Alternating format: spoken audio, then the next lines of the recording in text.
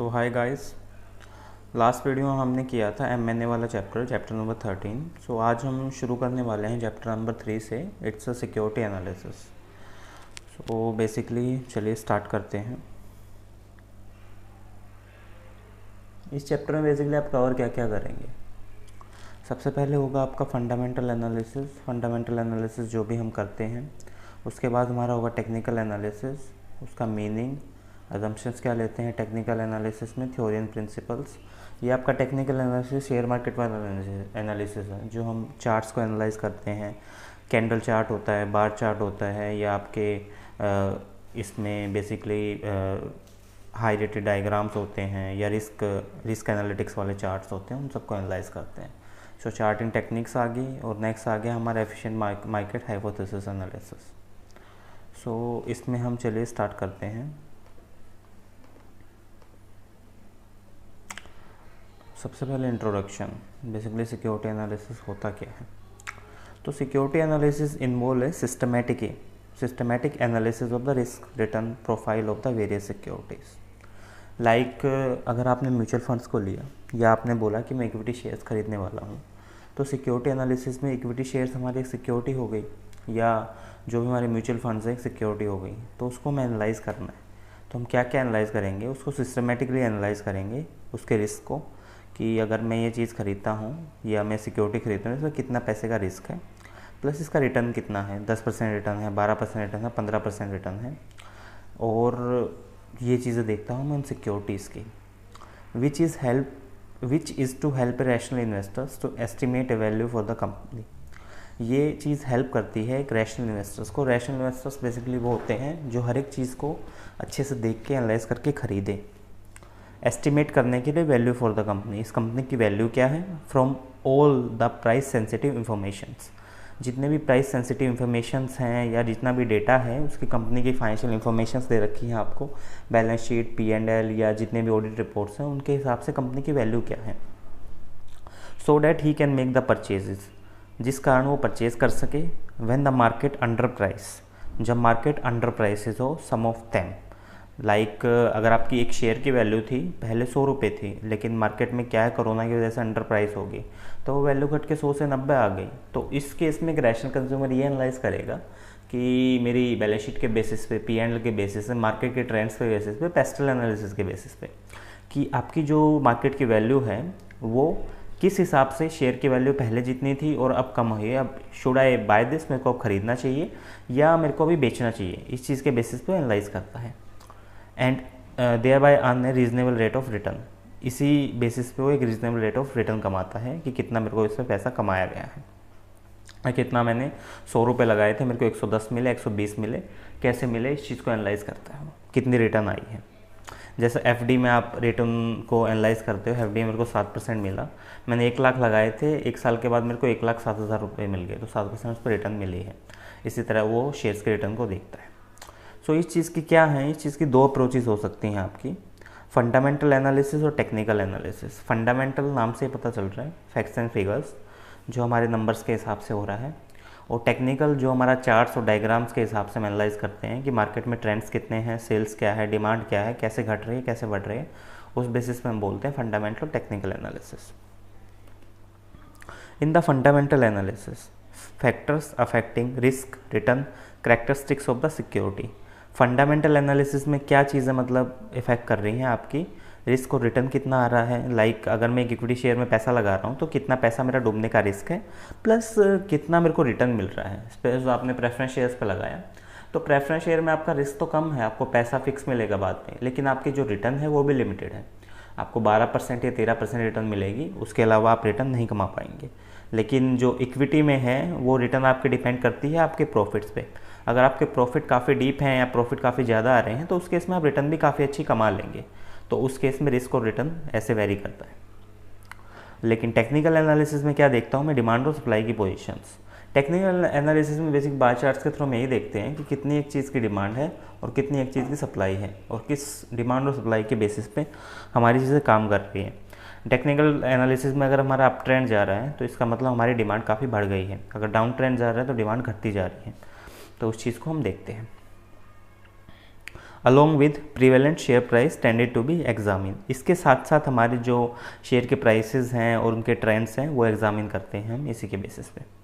Fundamental analysis क्या होता है? फंडामेंटल एनालिसिस बेस्ड करता है आपके अजम्पशंस के ऊपर that the share price depend upon the future dividend expected by the share holders. मतलब आपके अजम्पशंस के ऊपर बेस करता है ये कि आपने अगर आज 100 रुपये का शेयर खरीदा तो आप उस पर डिविडेंड कितना एक्सपेक्ट करते हो। कि आपने अगर आप 100 रुपये का एक शेयर खरीद रहे हो तो आप उस पर 10% डिविडेंड एक्सपेक्ट कर रहे हो या उस पर 20% डिविडेंड एक्सपेक्ट कर रहे हो, तो आपके एक्सपेक्टेशंस क्या हैं डिविडेंड के रिगार्डिंग। तो फंडामेंटल एनालिसिस के अजम्पशंस उसी चीज़ पे बेसिस करते हैं कि आप उससे कमाना कितना चाहते हो। लाइक अगर आपको 7% रिटर्न चाहिए किसी शेयर पे तो आप रिस्क के लिए क्यों जा रहे हो? एफडी में पैसे डाल दो, एफडी से भी 7% कमा लोगे आप। या आपको 12 या 13% रिटर्न चाहिए तो आप मतलब क्यों जा रहे हो शेयर्स के लिए? आप म्यूचुअल फंड्स में डाल दो, उसमें कंपेरेटिव रिस्क आपका कम होगा, 12 से 13% आप रिटर्न कमा लोगे। तो फंडामेंटल एनालिसिस के बेसिस पे हम देखते हैं कि आप रिस्क कितना कमाना चाहते हो और आपकी कितनी रिस्क लेने की कैपेसिटी है और कितना आप पैसा डाल सकते हो उस चीज़ में। The present value of the future dividend can be calculated by discounting the cash flow at an appropriate discount rate is known as intrinsic value. Basically आपकी जो प्रेजेंट वैल्यू है आपके फ्यूचर डिविडेंड की can be calculated by discounting the cash flow at an appropriate discount rate. Like आप इसके लिए ऐसे समझ सकते हैं, जस्ट मिनट।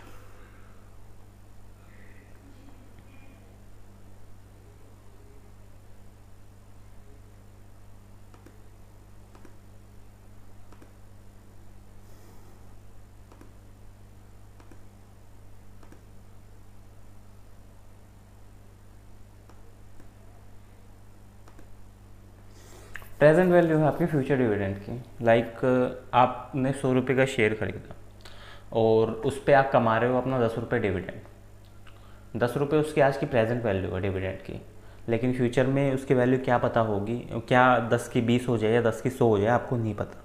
लेकिन आप उस चीज़ को डिस्काउंट करके देखते हो, present value of the future dividend को डिस्काउंट करके जो आप डिस्काउंटिंग करते हो उसकी आज के दिन पे, तो उसको बेसिकली हम इंट्रिंसिक वैल्यू बोलते हैं।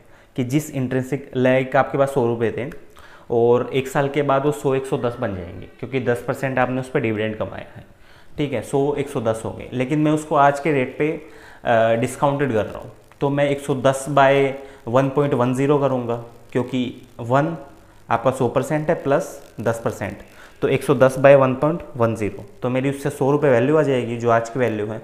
तो मैंने क्या किया, जो मेरा फ्यूचर का डिविडेंड है 10 रुपये मेरे को जो एक साल के बाद मिलेंगे उनको मैंने आज डिस्काउंट कर लिया 10% के ऊपर। तो इससे मेरी क्या निकल के आ गई, इंट्रिंसिक वैल्यू उस चीज़ की, कि वो उस चीज़ का प्राइस मेरे लिए आज क्या है। तो the intrinsic value of the share according to the fundamental analyst depict the true value of the share. Basically आपकी इंट्रिंसिक वैल्यू है एक फंडामेंटल एनालिसिस के द्वारा आपकी ऐसे ट्रू वैल्यू डिफाइन कर देगी। आज 100 रुपये हैं, एक साल के बाद 110 हो जाएंगे, लेकिन ये 110 तो हो गए, लेकिन आज की इसकी वैल्यू क्या है, मतलब उस 100 रुपये की वैल्यू आज मेरी क्या है। 110 बाय 1.10 कर दिया मैंने, तो 100 रुपये आज की वैल्यू है। A share that is price below the intrinsic value. अगर आपका कोई शेयर है वो बेसिकली आज आपकी जो वैल्यू है आज की 100 रुपये है। आज अगर आप कोई शेयर खरीदते हो 100 रुपये का, सपोज मैंने टाटा का शेयर खरीदा हो 100 रुपये का शेयर है, लेकिन एक साल के बाद है जो शेयर की वैल्यू हो गई आपकी 110 रुपये। तो मतलब आज की 100 रुपये थी, एक साल के बाद 110 रुपये होगी। ऑब्वियसली आप उस चीज़ को खरीदोगे क्योंकि जो आपकी शेयर्स की वैल्यू है वो आने वाले टाइम में बढ़ रही है, तो वो बाय कंडीशन होगी क्योंकि आप खरीदना पसंद करोगे, आपको पता है एक साल के बाद को रिटर्न मिल जाएगा। लेकिन आप अपनी एनालिसिस के थ्रू ये देख लेते हो कि आपकी शेयर की जो आज की वैल्यू 100 है, लेकिन आगे जाके शेयर घटने वाला है, तो ऑब्वियस सी बात है अगर आपके पास अब वो शेयर है तो आप उसको बेचना प्रेफर करोगे क्योंकि अभी 100 रुपये मिल रहे हैं, आगे जाके 90 मिलेंगे, तो उसका 10 का लॉस क्यों करना। इससे बढ़िया क्या करो कि शेयर्स को बेच के अपने पैसे निकाल लो। तो यही इसमें चीज़ बेसिकली आगे फ्लोट करती है कि अगर आपकी इंट्रिंसिक वैल्यू है वो आपकी ज़्यादा है आपके आज की प्राइस से, तो आप खरीदना पसंद करोगे, अगर वो कम है तो आप बेचना पसंद करोगे। It can be said that the price the shareholder are prepared to pay for the share in nothing but the present value of the dividend they expected to receive.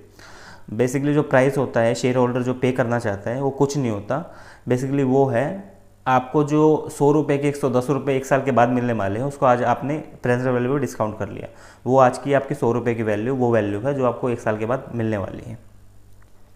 This is the price at which they expect to sell in future. Basically वही price है जिस पे आप बेचना चाहते हो, 100 रुपये के 110 हो गए तो ऑब्वियसली मैं बेचूंगा, 10 रुपये का फ़ायदा हो रहा है मेरे को।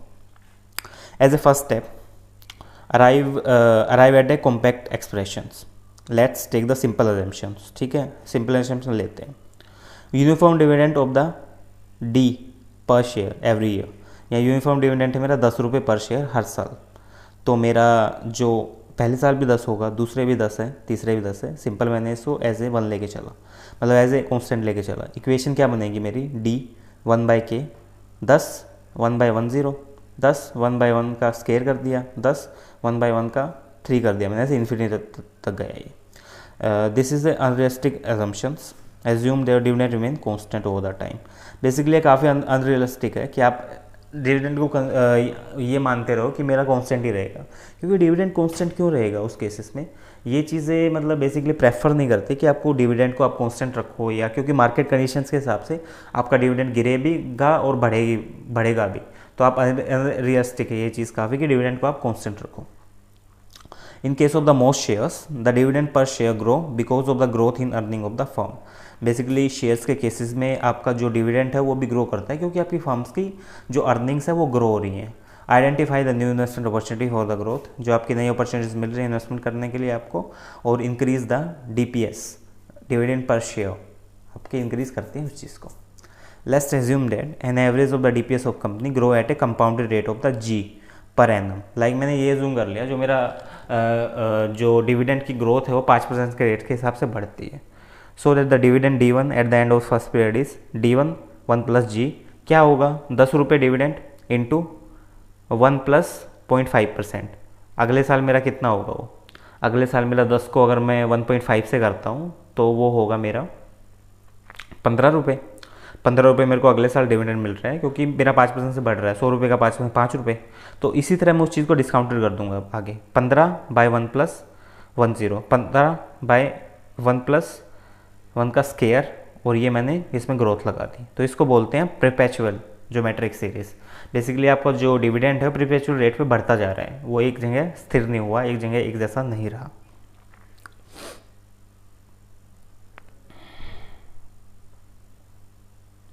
और ये वाला जो आपका D1 K - G इसलिए आ गया यहाँ पे, क्योंकि आपकी जो यहाँ तक ये ग्रोथ गई है ये इन्फिनिटी तक है, तो इन्फिनिटी तक तो मैं लेके जा नहीं सकता इस चीज़ को, इसलिए मैंने इसमें से जो आपका डिविडेंड अमाउंट है, जो ग्रोथ अमाउंट है, उसमें से मैंने जो इसकी ज्योमेट्रिक ग्रोथ हो रही थी उसको मैंने घटा दिया।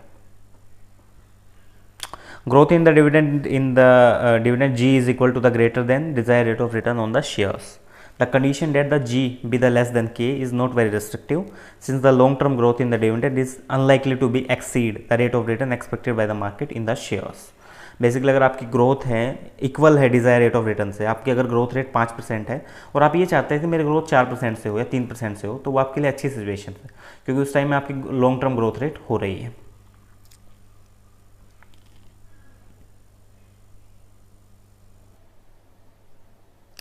सो नेक्स्ट हम देख रहे हैं dividend growth model and the PE multiples क्या होते हैं। सो डिविडेंड ग्रोथ मॉडल आपका होता क्या है, जो फाइनेंशियल एनालिस्ट होते हैं वो रिलेट करते हैं प्राइस टू अर्निंग रेशियोज से या PE मल्टीपल्स के through. The ratios between the market price and the earning per share. आपकी मार्केट प्राइस, आपका 100 रुपये आज का मार्केट प्राइस है, और आपकी अर्निंग पर शेयर हो रही है आपकी 10 रुपये, तो आपकी जो PE रेशियो होगी, प्राइस टू अर्निंग रेशियो होगी आपकी, वो 10% होगी उस केस में। तो if a company is assume to pay out the fractions B of its earning as a dividend on the average, D may be expressed as BE1, और BE1 is the earning per share of the company at the end of its first period। तो आप इसको earning per share आपको बोल सकते हो कि मेरी अगर 100 रुपये में 10 रुपये मिल रहे हैं तो 10 रुपये मेरी अर्निंग पर शेयर है।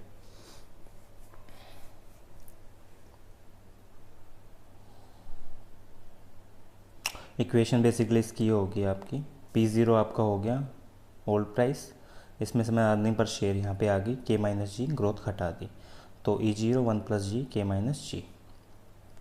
इफ द प्रिवेलिंग प्राइस और the PE multiple of security is higher than the estimated fundamental value, then they recommend a selling instant with respect to security since the information become common knowledge. अगर आपका prevailing price है, आने वाला price है, PE multiple है, वो आपकी security का ज़्यादा है आपके एस्टिमेटेड फंडामेंटल वैल्यू से, तो उस चीज़ को आप ओवर प्राइस बोल सकते हो। आपने 100 रुपये एज्यूम किया था किस चीज़ की, पी मल्टीपल के अकॉर्डिंग, लेकिन आपकी वैल्यू आ गई 110 रुपये, तो उस केस में आपका प्राइस बढ़ गया। तो इस चीज़ को आप एज्यूम कर सकते हो कि हाँ मेरा प्राइस इंक्रीज़ हो गया, इस चीज़ में दिखा रहा है। और if the security is under price in the market, the prevailing price of the security lower than the estimated fundamental value. अगर आपका सिक्योरिटी प्राइस कम है, आपकी जो प्रिवेलिंग प्राइस है, पी मल्टीपल का प्राइस है, तो आपकी एस्टिमेटेड फंडामेंटल वैल्यू है वो रेकमेंड करेगी कि आपको ये चीज़ बाय कर लेनी चाहिए, आपको ये चीज़ सेल नहीं करनी चाहिए। तो इस चीज़ में यही इन दोनों के डिफरेंस होते हैं कि आपका जो प्राइस वेरी करेगा आपके पी मल्टीपल्स के हिसाब से।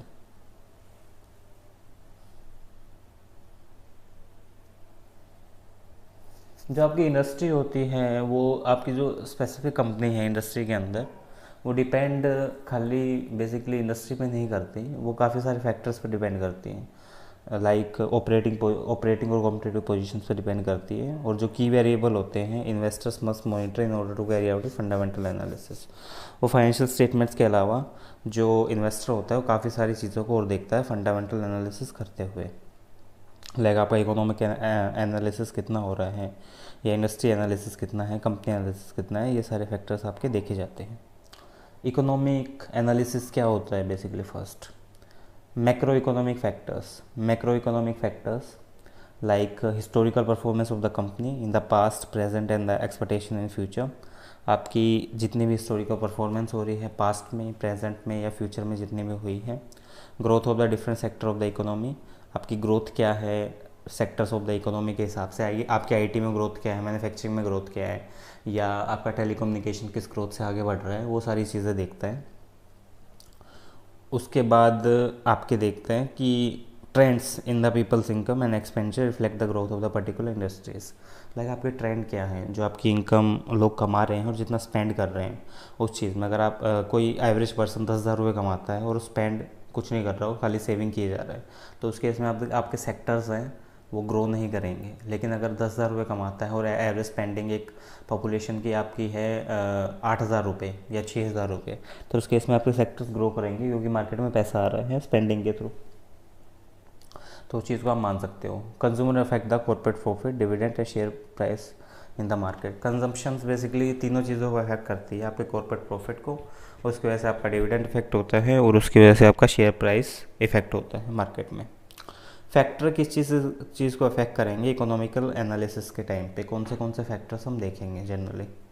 सम of the economic wide factors are discussed as under growth rate of the national income and the related measures. For the most purpose, what is the important is the difference between the nominal growth rate quoted by GDP and the real growth rate after taking the inflation into account. Basically हम growth rate देखते हैं national income की और उसके related measures की।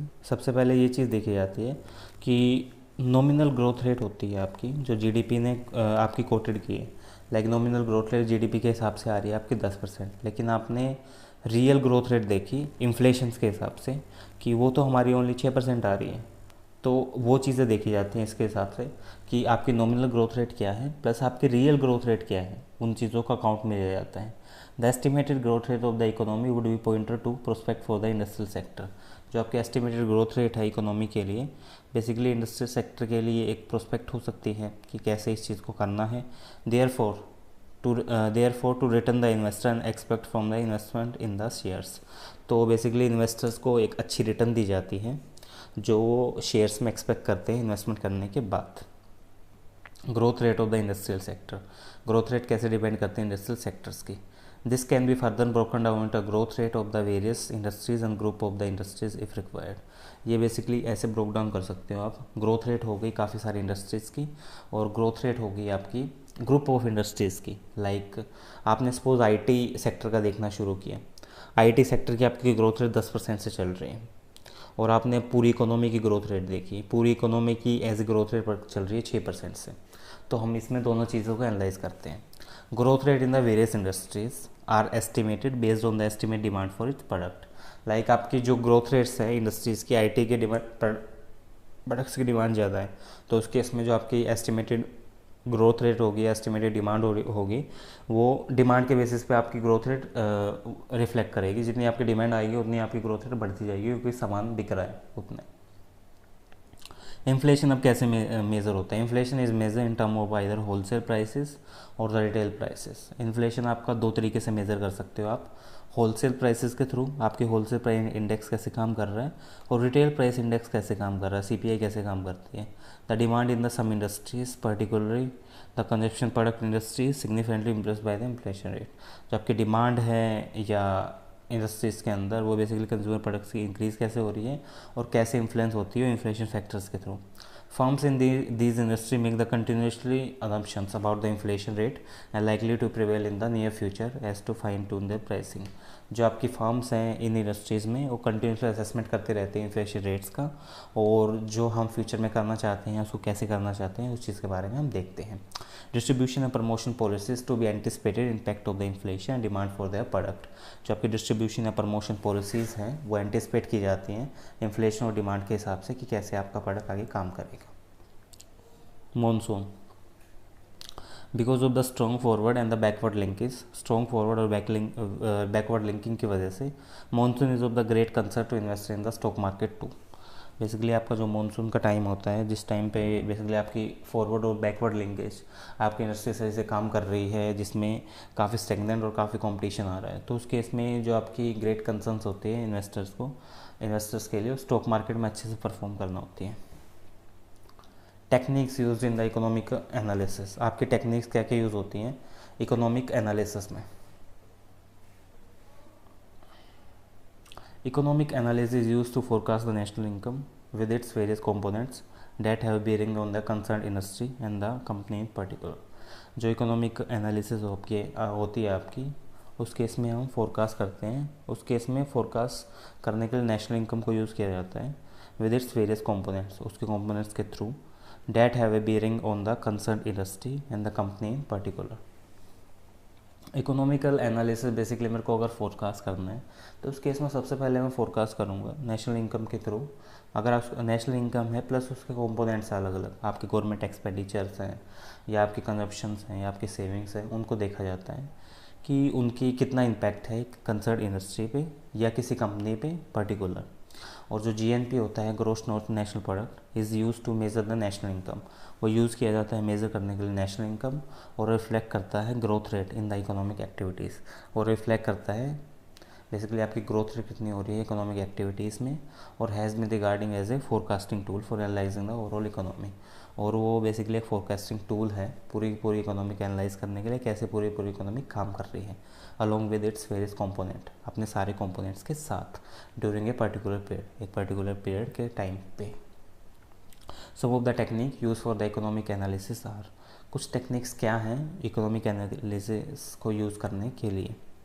Anticipatory Sarves. Anticipatory Sarves, किस चीज़ को anticipate कर लेना?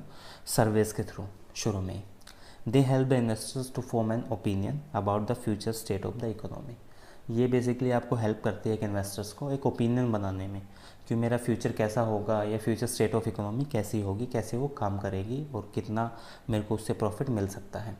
It incorporate the expert opinion on the construction activities, expenditure on the plants and machinery, level of the inventory, all having a different bearing on the economic activity। Basically अगर आपकी expert opinion उस चीज़ पे दिया जाता है कि आपकी कितनी कंस्ट्रक्शन एक्टिविटीज़ करनी चाहिए, अगर मैं एक फैक्ट्री लगा रहा हूँ या अगर मैं एक कंपनी एस्टेब्लिश कर रहा हूँ, आपका एक्सपेंडिचर कितना होना चाहिए प्लांट और मशीनरी पर, हम लीज़ के लिए जाएँ या खुद की खरीदें, आपका लेवल ऑफ इन्वेंट्री कितना होना चाहिए। ये ना हो कि आपकी इन्वेंट्री मतलब शॉर्ट पड़ जाए, ये ना हो कि आपकी इन्वेंट्री इतनी हो जाए कि आप बेच ही ना पाओ। तो ये सारे बेसिकली आपके इकोनॉमिक एक्टिविटीज़ को डिफाइन करते हैं, क्योंकि इन सब में पैसा लगने वाला है। Also future spending habits of the consumer are taken into account. Future spending habits कितनी हैं कंज्यूमर की, कैसे वो पैसा खर्च करना चाहते हैं। In spite of the valuable input available through this method, it has a certain drawback. मतलब बेसिकली जो वैल्यू इनपुट्स अवेलेबल होते हैं इस मेथड्स के थ्रू, उसके अलावा भी इसके थोड़े से ड्रॉबैक्स हैं। Survey result do not guarantee that the intention surveyed would be materialised. जो आपका सर्वे का रिजल्ट आएगा वो ये गारंटी नहीं देता कि आपका जो सर्वे है वो सही से मेटरलाइज है या सर्वे आपका एक्यूरेट है, वो गलत नहीं है। They are not regarding as a forecast, वो बेसिकली आप उसको एज ए फोरकास्ट नहीं मान सकते। There can be a consensus approach, उस केस में आपकी एक अप्रोच हो सकती है कंसेंसस कि हाँ ये चीज़ गलत भी है, ये चीज़ सही भी है, by the investor for exercise opinion. और वो चीज़ एज ए इन्वेस्टर उसको कंसेंसस अप्रोच मान सकते हैं अपना ओपिनियन को एक्सरसाइज करने के लिए। उसके हिसाब से वो चीज़ें गलत भी हो सकती हैं, उसके हिसाब से वो चीज़ें सही भी हो सकती हैं। Continuous monitoring of this practice is called for make this technique popular. Basically इस टेक्निक को आप कंटिन्यूसली मॉनिटर करते रहोगे तो ये आपकी बेसिकली टेक्निक काफ़ी पॉपुलर हो गई है। बैरोमीटर और द इंडिकेटर अप्रोच। बैरोमीटर और इंडिकेटर अप्रोच आपकी क्या होती है? Various indicator are use to find out how the economy shall perform in future. काफ़ी सारे इंडिकेटर यूज़ किए जाते हैं ये फाइंड आउट करने के लिए कि इकोनॉमी कैसी परफॉर्म कर रही है आपकी फ्यूचर में। The indicator have been classified as under. Indicators को आप क्लासीफाई कर सकते हो इन कैटेगरीज में। सबसे पहले है आपका leading indicator. Leading indicators basically कैसे काम करते हैं? They lead the economic activity in terms of their outcome. ये लीड करते हैं इकोनॉमिक एक्टिविटीज़ को आउटकम्स के हिसाब से। लाइक आपने किसी प्लांट मशीनरी को बनाने में 10 करोड़ रुपए लगाए, आपके 10 करोड़ के बजट में आपकी एक प्लांटर मशीनरी लगी और वो आउटपुट दे रही है आपको 15 करोड़ रुपए की, आपकी उससे सेल्स हो रही है या उससे आपकी 20 करोड़ की सेल्स हो रही है, तो आपको 2 गुना आउटपुट दे रही है। लेकिन अगर आपने सपोज कोई 10 करोड़ की मशीन लगाई और आपको आउटपुट दे रही है 1 करोड़ का, तो उसके इसमें आपको फ़ायदा ही नहीं होगा क्योंकि वो 10% आउटपुट दे रही है जितने उस पर कॉस्ट लगी हुई है। तो लीडिंग इंडिकेटर वही होते हैं जो आपकी इकोनॉमिक एक्टिविटीज़ को आउटकम्स के बेसिस पे देखते हैं कि कितना आउटकम उससे आ रहा है। They relate to the time series data of the variable that reach the high और low point in the advance of economic activities. उसको बेसिकली आप ऐसे बोल सकते हो टाइम सीरीज डेटा के हिसाब से कि आपके अगर हाई पॉइंट पे पहुंच गया आउटपुट या इकोनॉमिक एक्टिविटी या लो पॉइंट पे पहुंची एडवांस में, उस चीज़ को ये बोल सकते हो। रफली कोइंसिडेंटल इंडिकेटर्स। रफली कोइंसिडेंटल इंडिकेटर क्या होते हैं? Reach there peak and through at the approximately the same in the economy. Basically एक तो अपने पीक पे खड़े हो जाते हैं जाके, या एक अपने ट्रफ पे आगे। पीक पे इन द पॉइंट की आपकी मैक्सिमम स्पीड इतनी हो सकती थी या मैक्सिमम आउटपुट आपका 10 करोड़ का ही आ सकता था उससे, और या थ्रू पे आगे बिल्कुल ज़ीरो पे कि आपका मैक्सिमम आउटपुट इससे मिनिमम आउटपुट इससे 1 लाख का आ सकता है, मिनिमम आउटपुट इससे 10,000 का आ सकता है, तो वो उस चीज़ पे आगे खड़े हो गए। लैगिंग इंडिकेटर्स कैसे काम करते हैं? Time series data of the variable that lag behind their consequence विजस economy.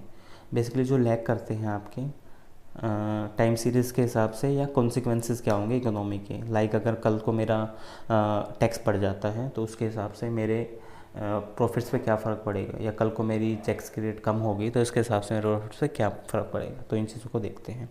All this approaches suggest the direction of the change. ये सारे अप्रोचेज सजेस्ट करते हैं direction of the change in the aggregate economic activity but nothing about its magnitude. ये सारे changes आपके suggest करते हैं डायरेक्शन ऑफ चेंज को इकोनॉमिक एक्टिविटी में, लेकिन मैग्नीट्यूड को कोई चेंज नहीं कर सकते।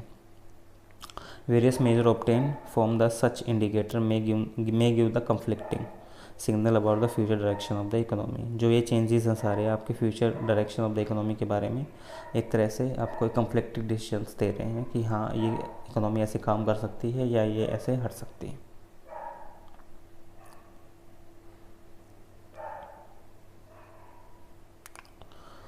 नेक्स्ट वाला आपका आता है economic model building approach. Economical model building approach कैसे काम कर सकती है? इस अप्रोच में आप बोल सकते हो precise and the clear relationship between the dependent and the independent variable is determine the GNP is determined. एक क्लियर रिलेशनशिप है किसके बीच में? डिपेंडेंट वेरिएबल है या इंडिपेंडेंट वेरिएबल है।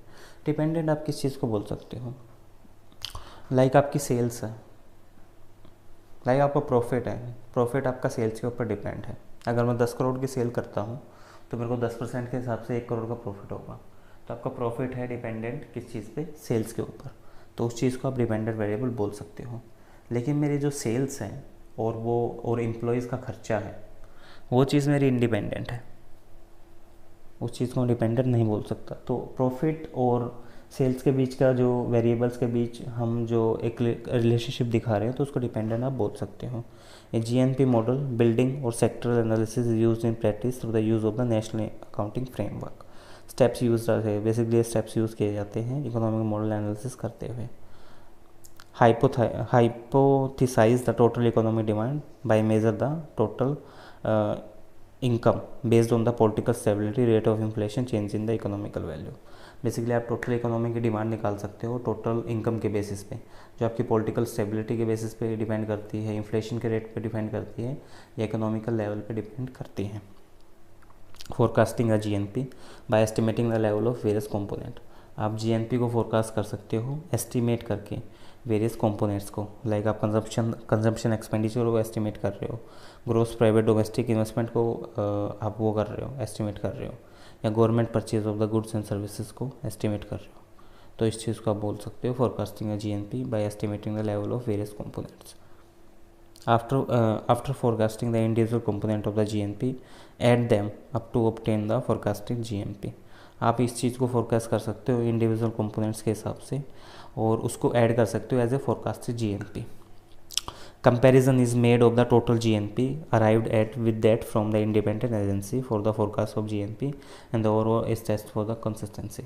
कंपैरिजन आपका बेसिकली बन रहा है टोटल GNP के बेसिस पे, और ये अराइव हो रहा है किस चीज़ में कि आपकी इंडिपेंडेंट एजेंसी कैसे फोर करती है और फोरकास्ट कैसे करती है जीएनपी के हिसाब से, और ओवरऑल फोरकास्ट आपका कैसे हो रहा है कंसिस्टेंसी बेसिस पे.